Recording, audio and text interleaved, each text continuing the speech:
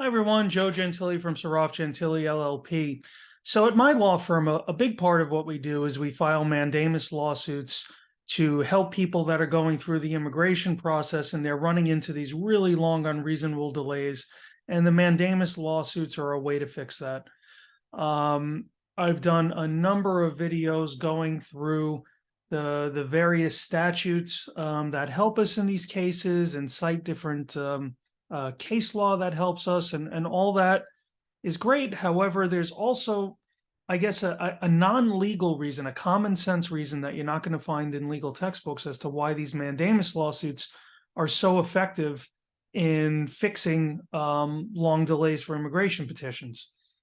And the reason really has to do with incentives. So, incentives play a big role in dictating the behavior of people and dictating the behavior of organizations.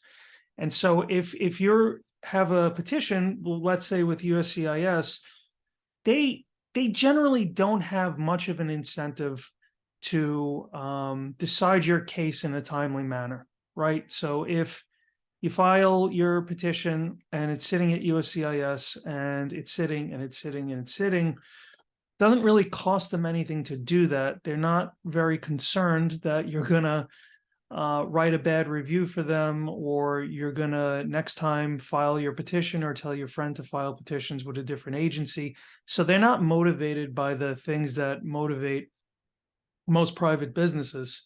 So a lot of times the cases will just sit because there's really no cost for it. Now, we with mandamus lawsuits, what we try to do is change the incentives, right? So your case has been sitting there for 3 years and there's no movement. So we file a mandamus lawsuit and we serve the government with that lawsuit. Now, all of a sudden, if that case continues to sit there in 60 days time, the government is going to have to defend that lawsuit. And in order to defend that lawsuit, they're going to have an attorney, an assistant U.S. attorney, write papers, write a motion to dismiss, make arguments. All of the sudden, the decision to just kind of sit on your petition and do nothing is going to cost them hours of time, where before it didn't cost anything.